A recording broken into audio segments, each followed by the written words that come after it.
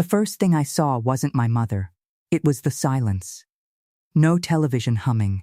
No soft rustle of her knitting. No voice calling my name the way she always did, even before I stepped fully into the room. Just a dim hallway, flickering light, and a smell I couldn't explain. Then I stepped closer to her bed, and my stomach dropped. The sheets were yellowed. Her lips were dry and cracked.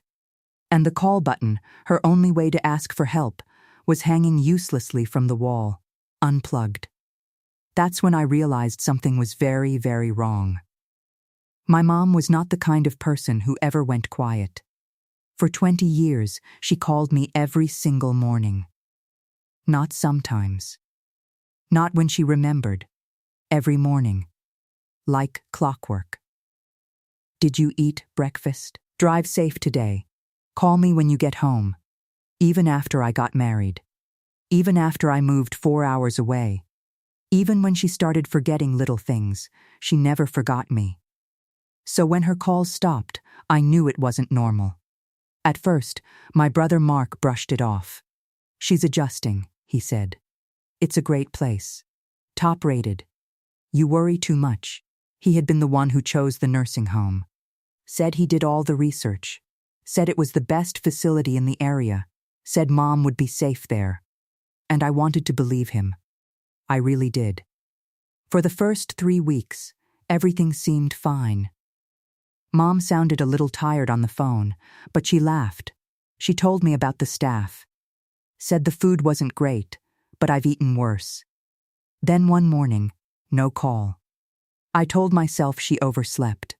Then, the next day, nothing again. I called her room. No answer. I called the front desk. They said she was resting. By the 3rd day, something inside me wouldn't sit still anymore. Because my mother never forgot to call. That's when I got in my car and drove 4 hours without telling anyone. I didn't call ahead. I didn't warn my brother. I just drove. The entire way I kept hearing her voice in my head. Soft. Steady. Always there. And the silence now felt louder than anything I had ever heard. When I arrived, the building looked fine from the outside. Clean. Modern. Even welcoming. But the moment I walked inside, something felt off. The hallway lights were dimmer than they should have been. The air felt heavy. And the receptionist didn't smile when I said my mother's name. She just paused, for a second too long, then said, "Room 214. No warmth, no reassurance. Just directions. I walked down that hallway slowly. Every step felt heavier than the last. I passed doors that were slightly open, glimpses of patients staring blankly at walls, or sitting alone in silence. No laughter, no conversation, just stillness. Then I reached room 213. And everything changed. My mother looked smaller. That was the first thing I noticed, like the life had been slowly drained out of her. Her hands were resting on her lap, but they didn't move when I walked in. "Mom?" I said softly. No response. I stepped closer. "Mom, it's me." Her eyes shifted, just barely, and then I saw it. Relief, but also fear. And that scared me more than anything. I grabbed her hand. It was cold. Too cold. "Why didn't you call me?" I asked, trying to keep my voice steady. Her lips parted slightly. "I tried," she whispered. That was it. 2 words. But they hit harder than anything else. That's when I noticed the call button. Hanging from the wall. Disconnected. Not broken. Not damaged. Unplugged. I walked out of that room immediately and found a nurse. "Why is her call button not working?" She didn't even look surprised. "Oh, it must have come loose. Must have come loose. Like it was nothing. Like it didn't matter." That was the first red flag. But it wasn't the last. Over the next hour, I noticed more things. Her water cup was empty. Completely dry. Her medication tray was sitting untouched. And when I asked when she last ate, no one could give me a straight answer. Every response felt rehearsed. Every answer felt wrong. And then something else hit me. Something I didn't want to think. something I didn't want to believe. Mark. He had insisted on this place. He handled the paperwork. He told me not to worry. And suddenly, I started wondering, what exactly had he chosen, and why? I didn't confront anyone, not yet. Because something told me, if I did, they'd clean everything up before I could see the truth. So instead, I stayed quiet. And that night, I did something I never thought I would do. I installed a hidden camera. It was small, barely noticeable, tucked behind a photo frame on the shelf, pointed directly at my mother's bed. And I left. The next 72 hours changed everything. The first night looked normal. A nurse came in, checked vitals, adjusted the blanket. I almost felt relieved, like maybe I had overreacted, maybe it was just a misunderstanding. Then the second night came, and that's when I saw it. The same nurse walked in, looked around, then unplugged the call button again, deliberately, calmly, like it was routine. My chest tightened. I replayed the footage 3 times, hoping I had misunderstood. But no, she did it on purpose. Then it got worse. Hours passed. No one came back. My mother shifted in bed, slowly, struggling. At one point, she tried to sit up and failed. She reached toward where the call button should have been. Her hand trembled, searching. But there was nothing. And no one came. For 6 hours. I couldn't breathe watching it. I wanted to drive back immediately. I wanted to scream. But something told me, wait, keep watching. Because this wasn't just neglect. This was a pattern. And then, I saw something that broke me. On the 3rd day, my brother walked into the room. Mark. He didn't look concerned. He didn't look shocked. He looked comfortable. He spoke to the nurse like they knew each other. Not just casually.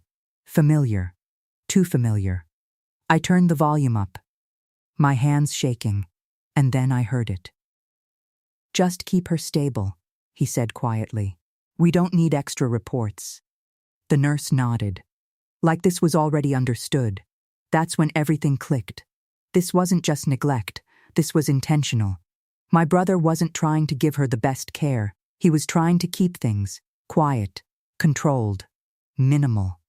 Because the less attention she got, the less questions were asked. And then I remembered something else. Something I had ignored before. Mom's house. She had signed documents before moving into the nursing home. Mark handled everything. Said it was just paperwork. I never checked. Because I trusted him. That trust shattered in that moment. I drove back the next morning. But this time, I wasn't quiet.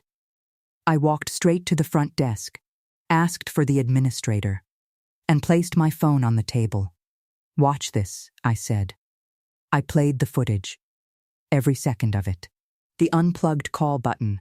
The hours of neglect. My mother reaching for help that wasn't there. And then, my brother's voice. The room went silent. The administrator's face changed.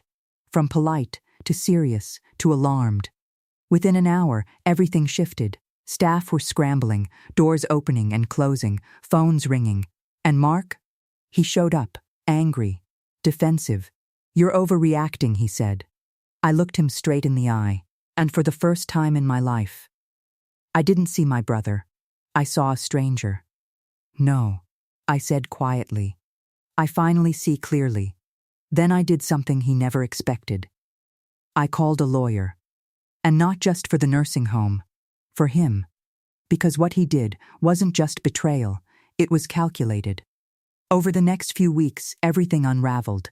The facility was investigated. Multiple violations were found, not just with my mother, with others too. Staff were fired, licenses were reviewed, families were notified. And Mark?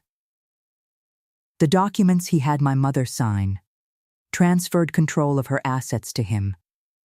But there was one thing he didn't expect. The footage. Proof that she was not in a proper state when those decisions were made. Proof of neglect. Proof of manipulation. The court didn't take long.